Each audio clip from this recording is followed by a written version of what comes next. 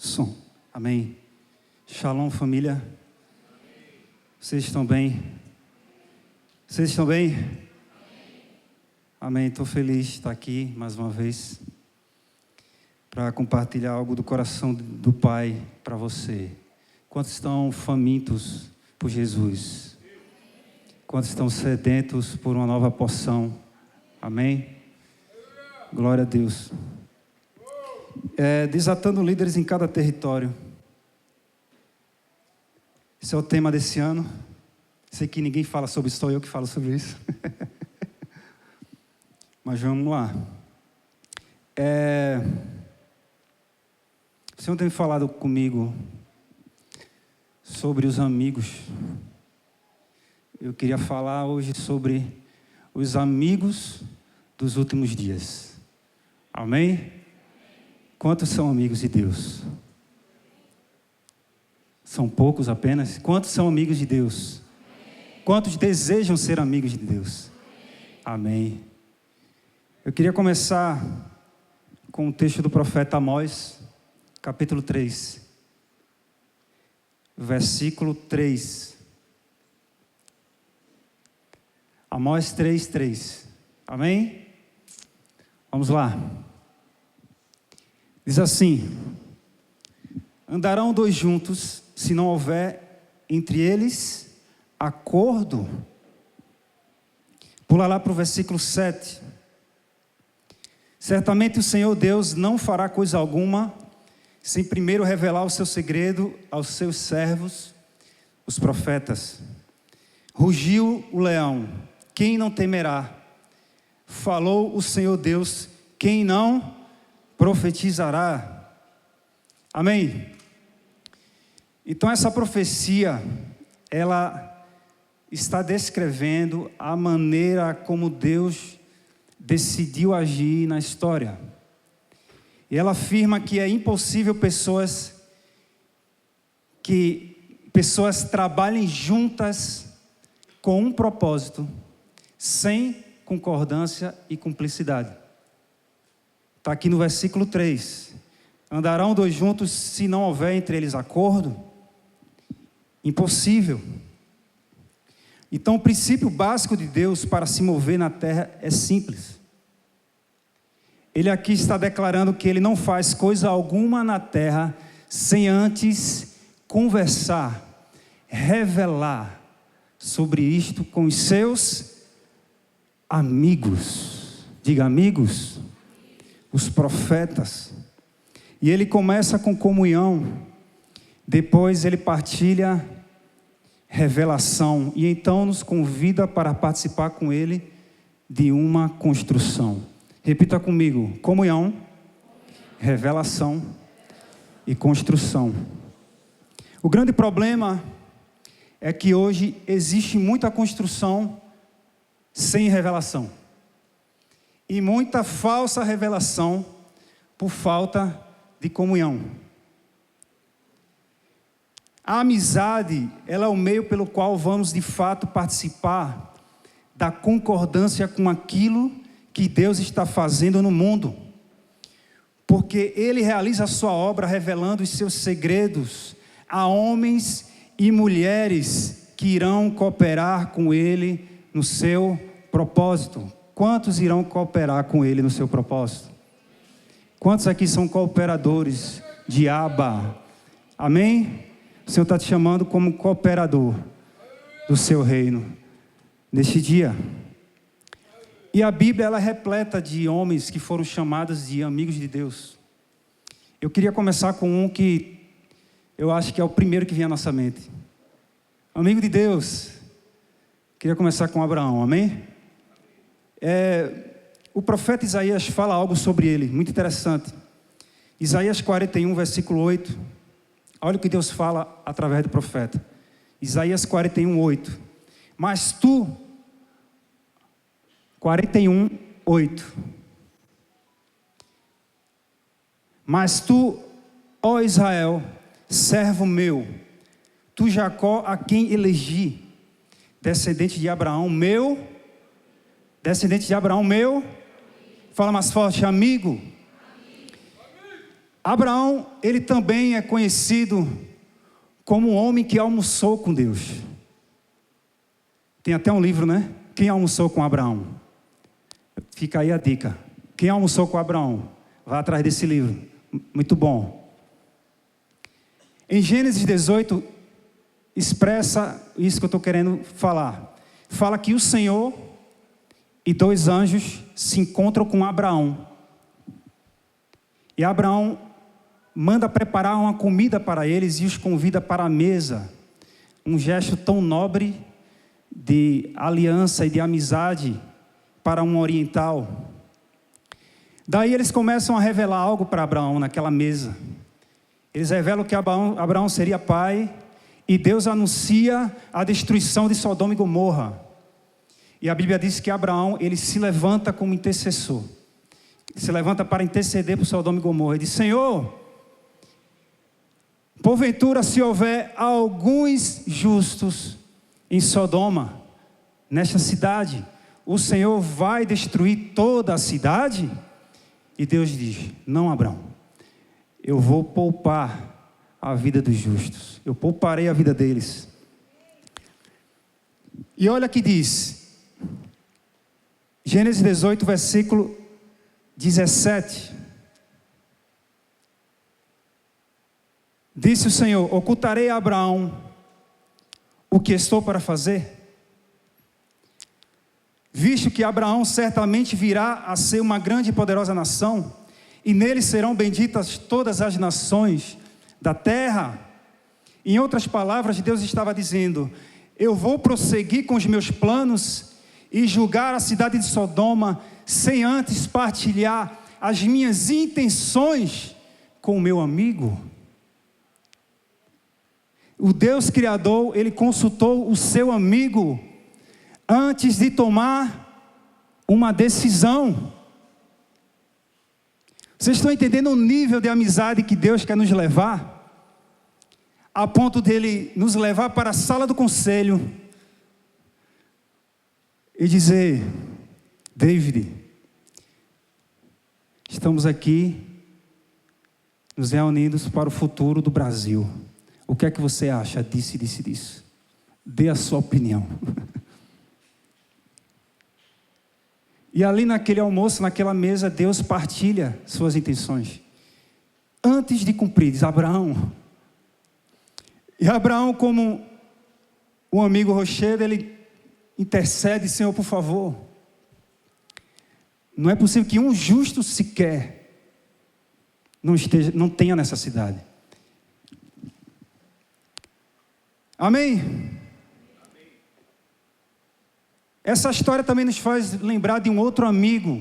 Eu vou falar hoje sobre alguns amigos.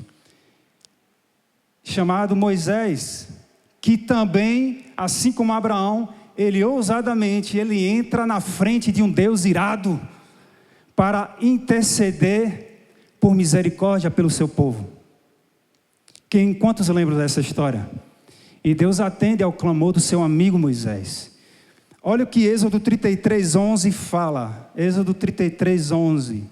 Falava o Senhor a Moisés face a face, como qualquer fala a seu amigo. Em Salmo 103:7, Salmo 103:7 também fala: manifestou os seus caminhos a Moisés e os seus feitos aos filhos de Israel. Moisés era conhecido também como o mediador entre Deus e o seu povo. Meus irmãos, só um amigo de Deus para assumir este ofício, de se colocar ali no meio entre Deus e o povo. Sim ou não? Vamos falar de outro amigo, João Batista. Nesse eu queria parar um pouquinho, explicar um pouquinho mais.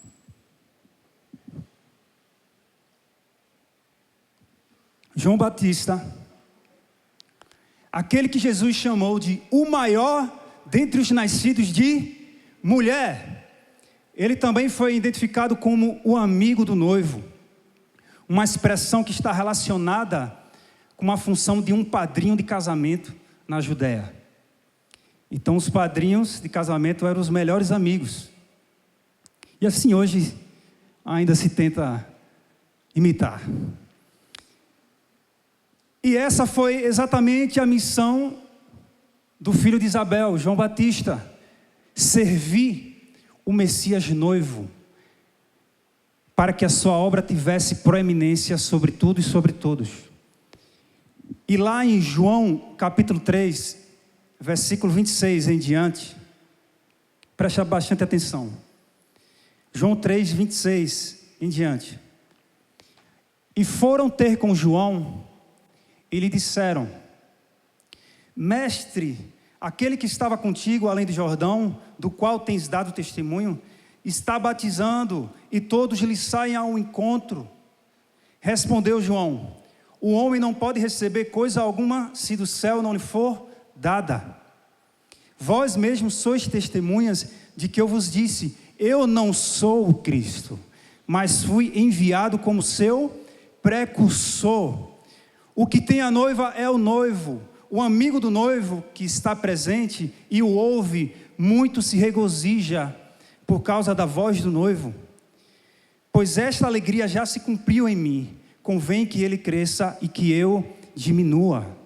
Quem vem das alturas certamente está acima de todos. Quem vem da terra é terreno e fala da terra. Quem veio do céu está acima de todos.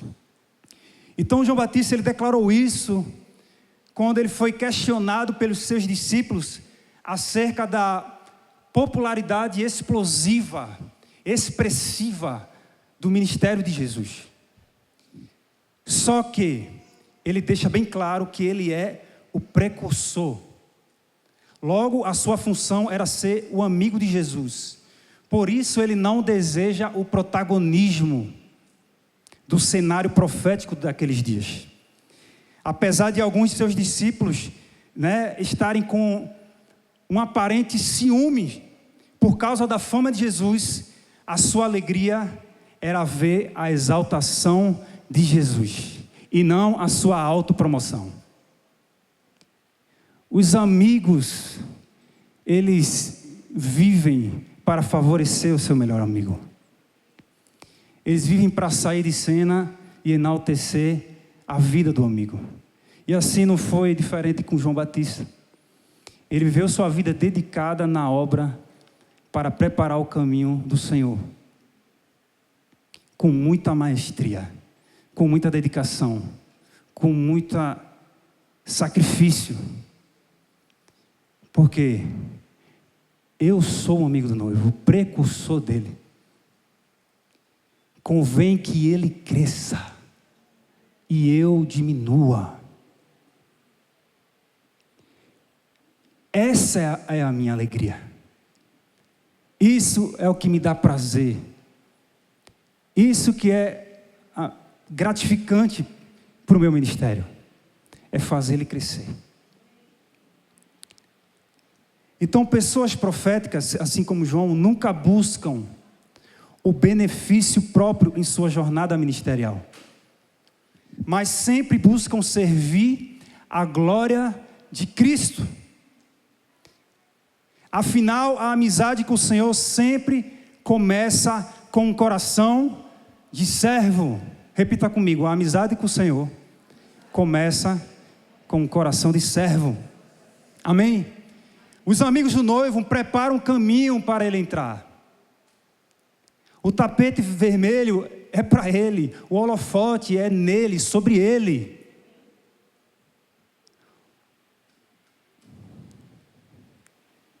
Infelizmente, tem surgido muitos falsos profetas esses dias, buscando seus próprios interesses e exaltar a sua própria imagem, falando apenas de seus feitos, daquilo que você conquistou. Os verdadeiros amigos são aqueles que preparam o caminho para ele, não o seu próprio caminho. Amém? João Batista não fez nenhum milagre. João Batista não tinha uma multidão atrás dele. O ministério de João durou de 6 a 12 meses. E no final de tudo, ele foi preso e depois degolado. Você pode pensar, mas esse ministério dele foi um fracasso. Segundo esses números, a gente pode até considerar que fracasso, mas Jesus está dizendo, aquilo que vocês consideram fracasso é o maior sucesso para mim. João era um amigo do noivo. Ele disse, eu não sou o Cristo, eu sou o seu precursor. E esta é a minha alegria, ela já se completou. É necessário que ele cresça e eu diminua. Amém? Vou falar agora de um outro amigo. Mateus capítulo 24, versículo 37.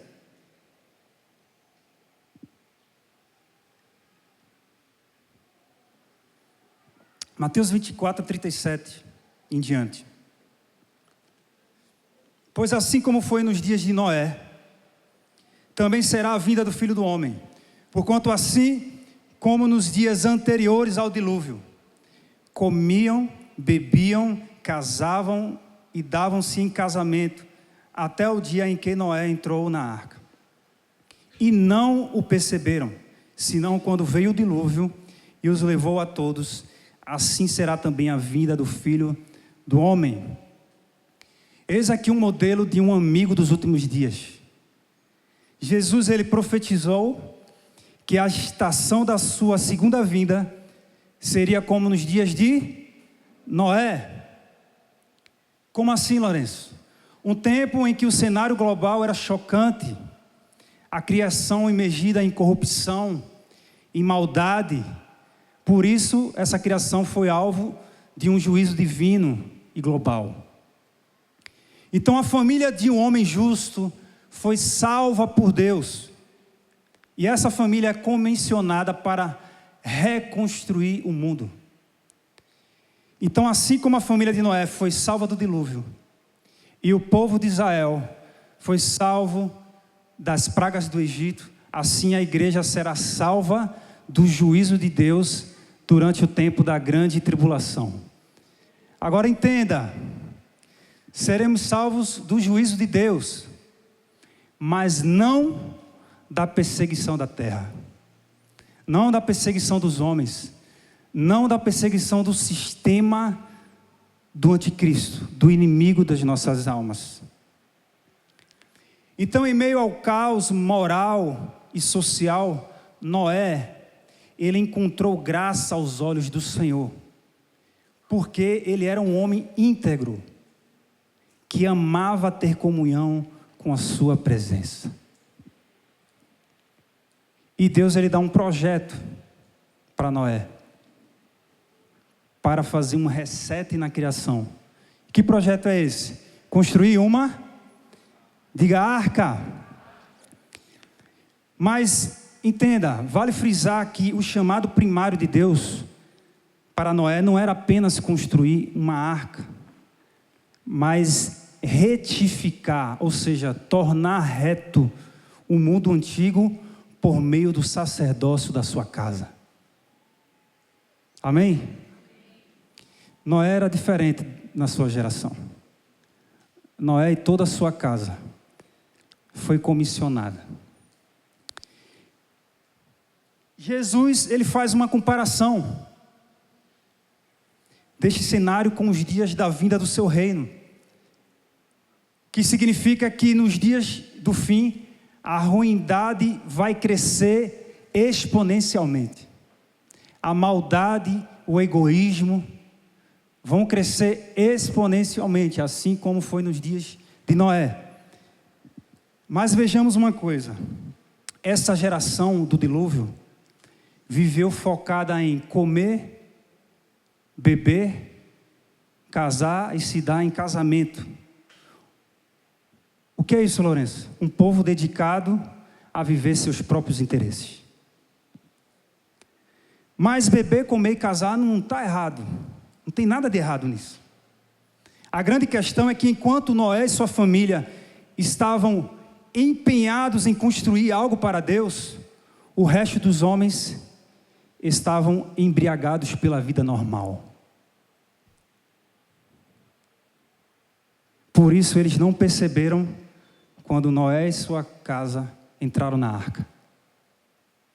Porque a vida ordinária, comum, era o que enchia os olhos deles. A idolatria do bem-estar pessoal acarretou a cegueira e a distração deles. Eles não tiveram discernimento do que Deus estava fazendo naqueles dias. Mas um amigo de Deus chamado Noé estava de olhos abertos, se submeteu à voz do Espírito e se comprometeu com aquilo que Deus estava envolvido. E não só se comprometeu, mas comprometeu a ele e a sua própria casa com o que Deus estava envolvido.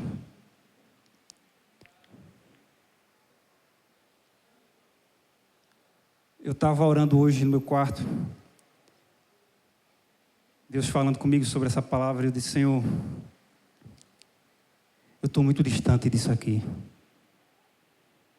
Como eu tenho corrido atrás do vento.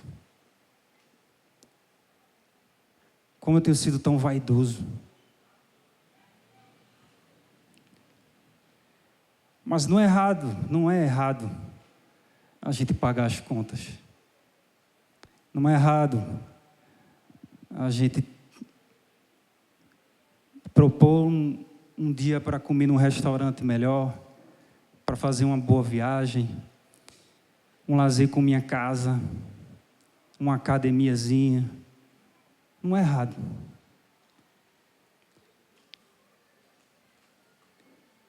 Mas onde está a tua prioridade? Será que você tem sido envolvido integralmente com aquilo que o Senhor tem falado à sua igreja nesses dias?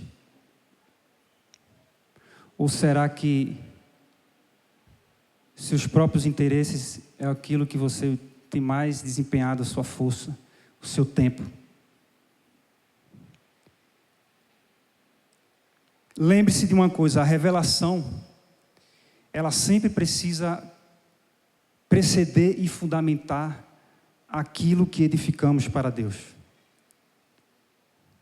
Eu não posso fazer a obra de Deus de qualquer forma. Não é de qualquer jeito. Noé, ele tinha intimidade com Deus. E através dessa intimidade, Deus trouxe uma revelação de um projeto que ele tinha para aquela geração. Pensa rápido aí, quais são os projetos que Deus tem falado ao seu coração nesses dias?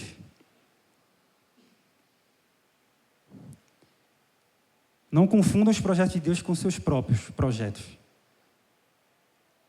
Então, às vezes a gente... Não, mas isso é de Deus.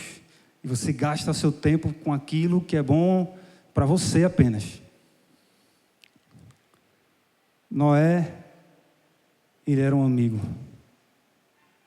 E é um modelo de amigo que Deus quer levantar nesses últimos dias. Aquele que se envolve com o reino e arrasta a sua casa para se comprometer juntamente com ele. Então, nos dias de Noé, existiam dois tipos de pessoas. Os que trabalharam para edificar a obra de Deus e os que viveram para si mesmos. Não entendiam o que Deus estava falando e o juízo que estava por vir. Esses eram os dois grupos de pessoas naqueles dias. Então, recapitulando, assim como foi nos dias de Noé, assim serão os dias que precederão o dia do Senhor. Muita maldade, muita ruindade, perversidade. E também existirão dois grupos: os que se unirão à família de Deus e se envolverão na edificação da sua obra, e o resto, que apenas se dedicarão a viver sua própria vida em busca de uma felicidade passageira, embriagados com a vida ordinária, cegos sob a influência deste mundo. Esses serão pegos de surpresa quando Deus julgar a terra com a sua justiça. Aqueles que estiverem com a mão no arado do Senhor, em submissão ao Espírito, não serão pegos de surpresa no dia da ira de Deus.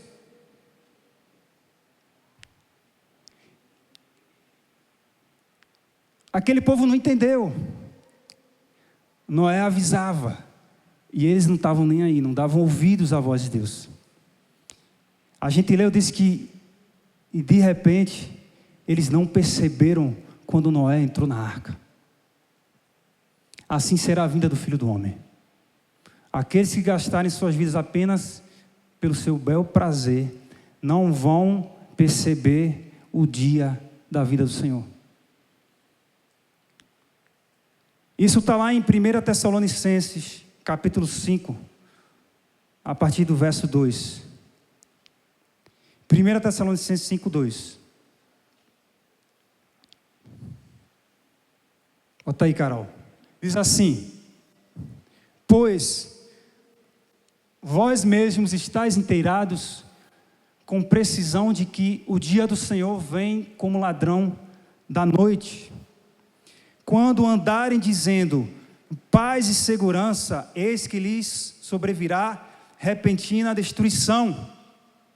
Como vêm as dores de parto, há que está para dar à luz, e de nenhum modo escaparão. Mas vós, irmãos, não estáis em trevas, para que esse dia, como ladrão, vos apanhe de surpresa. Vós, irmãos, não estáis em trevas, para não serdes pegos de surpresa. Você está no grupo dos que serão guardados, ou você está no grupo dos que serão arrancados para o juízo eterno?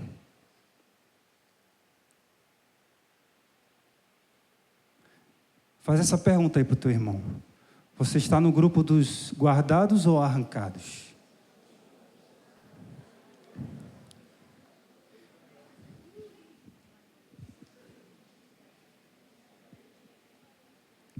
Vamos ser claros e objetivos. Quem não estiver envolvido e comprometido com a obra de Deus nesses dias, vão ser lançados no lago do fogo interno.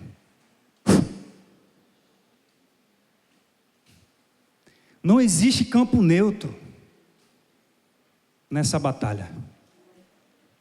Ou você se envolve com a obra, ou será alvo do juízo de Deus.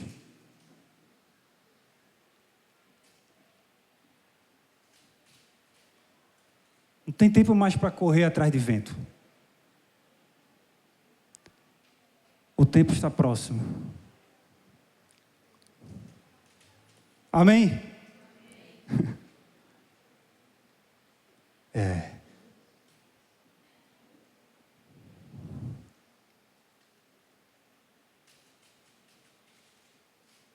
A gente corre muito atrás do vento. Sempre tem algo que você ainda quer alcançar. Você já chegou aonde queria chegar e nunca fica satisfeito. Não. Tem mais 10 cursos para fazer. Eu quero chegar ali ainda. Até meus 80 anos eu ainda vou. E os projetos de Deus?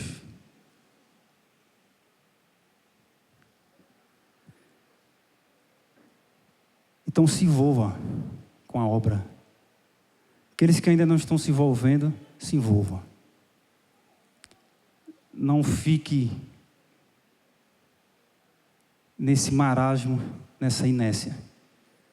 1 Coríntios 3, 9. Aqui a gente vai falar de você. Olha o que você é diante de Deus para esse tempo. 1 Coríntios 3, 9. Pois nós somos cooperadores de Deus. Diga, eu sou cooperador de Deus.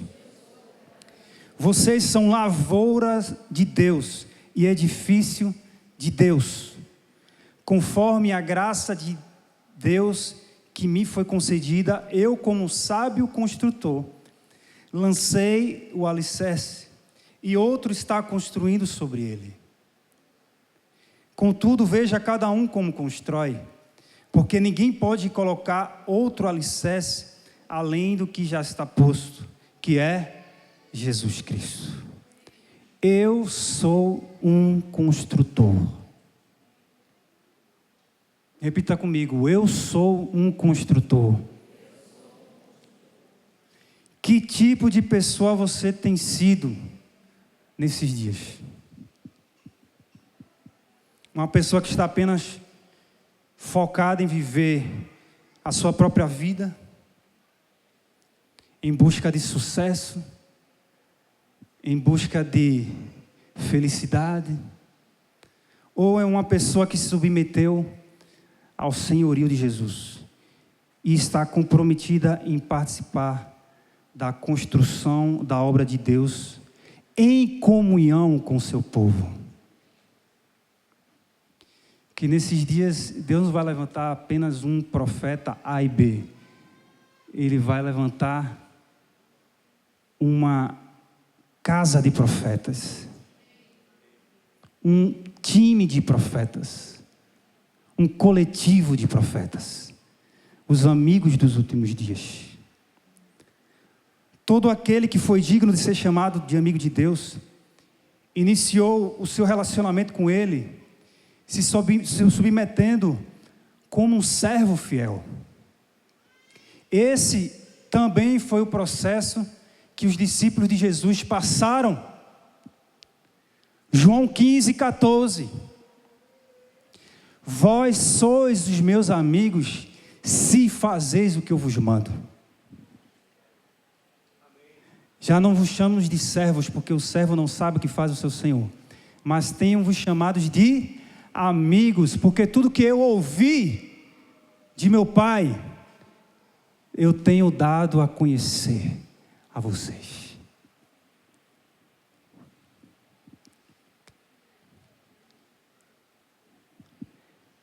Então, para ser amigo, eu preciso primeiro ser servo. Amém? Vós sois meus amigos, se fazeis o que eu vos mando. A amizade com Jesus não está apenas relacionada em eu ter afeto por Ele, mas sim com uma profunda submissão à sua vontade. É eu amar o que Ele ama, é eu odiar o que Ele odeia.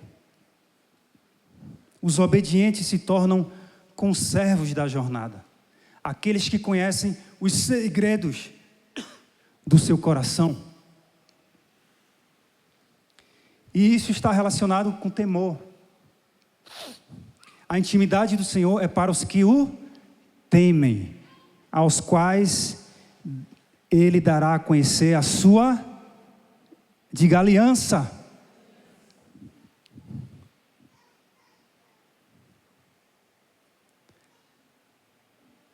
Quantos são amigos? Quantos desejam ser mais íntimos? Vós sois meus amigos, se fazeis o que eu vos mando.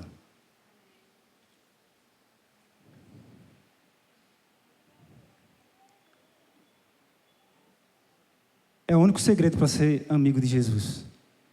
Vós sois os meus amigos, se fazeis o que eu vos mando.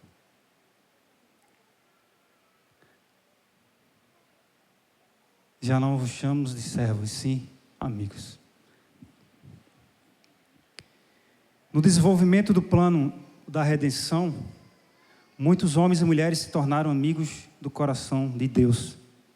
Por isso se tornaram arautos dos seus desígnios e coparticipantes daquilo que Ele está edificando na terra, desde o início de tudo. Fique de pé. Cheio de louvor. Esses são os líderes que Deus está desatando.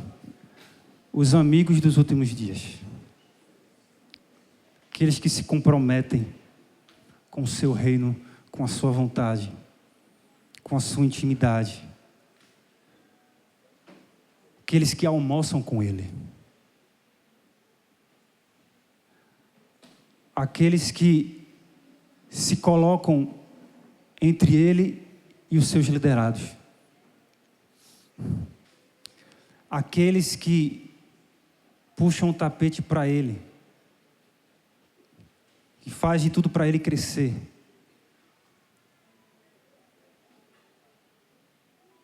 E aqueles que, junto com a sua casa, mergulham na sua obra.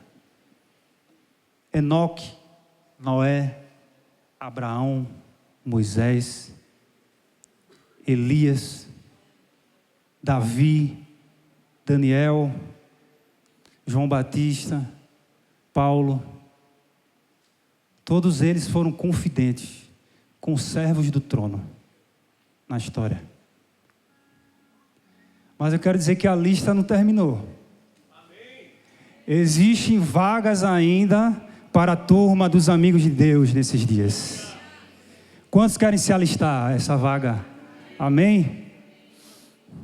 Deus está te chamando como um amigo dos últimos dias. Qual tem sido o seu nível de amizade com Deus? Deus está passando os seus olhos por toda a terra à procura de companheiros de aliança. Aqueles que serão confidentes do seu coração. Ele está em busca de pessoas para compartilhar o peso da sua palavra, para compartilhar a sua revelação, os seus planos, os seus projetos. E se eu viver minha vida dedicada exclusivamente apenas para esta vida, eu vou passar batido e serei pego de surpresa. Os amigos de Deus são pessoas proféticas. Agora, o maior prêmio do ministério profético não é o resultado das suas profecias, mas é a amizade que você desenvolve com ele. E os profetas eram os melhores amigos de Deus. Deus está procurando os amigos. Feche seus olhos. Levante suas mãos. Quantos desejam ser amigo de Deus? Quantos desejam ser amigo de Deus?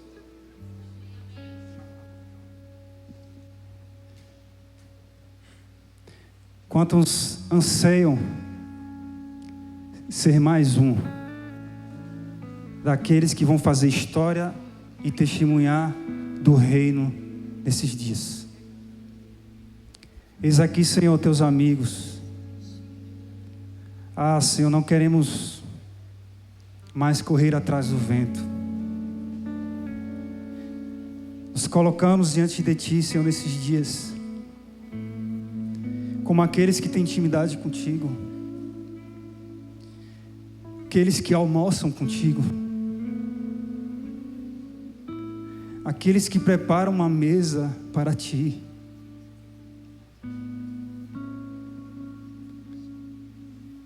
E sabemos que nessa mesa existe revelação, existe conserto, existe direcionamento. Nos levantamos desses dias, Senhor, como aqueles que conhecem o tom da sua voz. Aqueles que conhecem a vibração das ondas sonoras da sua voz. Aqueles que se colocam como mediador entre o Senhor e este povo. São aqueles que carregam um ofício, um nível de responsabilidade de conduzir um povo para os teus pés. O Senhor tem nos chamado como aqueles que são os amigos do noivo que preparam o caminho para ele. Aqueles que têm a sua alegria em apenas fazê-lo conhecido. Assim como João, onde a sua alegria foi completa,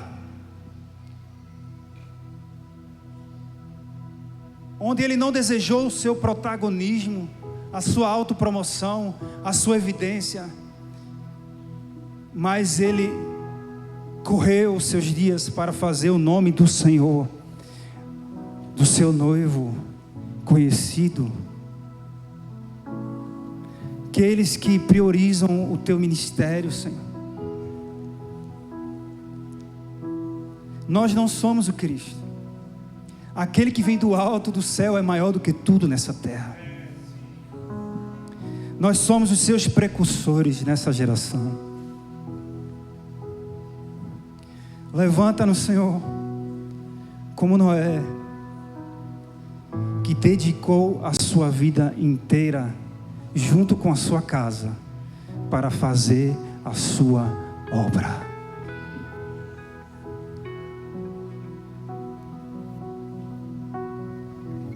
Vós não estáis em trevas, para não serdes pegos de surpresa no grande dia. Vós não estáis em trevas, para não serdes pegos de surpresa no grande dia. Ah, Senhor, nos levanta como os teus amigos confidentes. Levanta-nos, Senhor, como os conservos do trono. Levanta-nos como voz profética nesses dias. O amigo do noivo,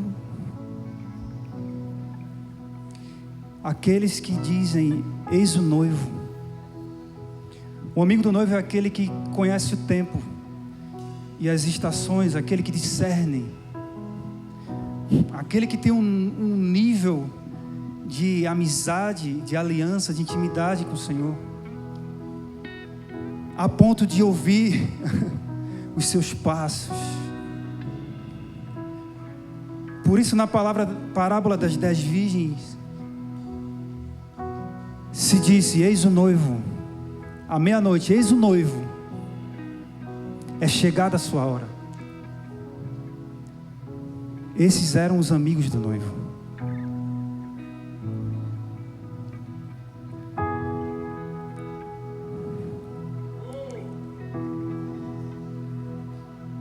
Senhor, leva-nos a um outro nível. Leva-nos a um novo nível de amizade contigo.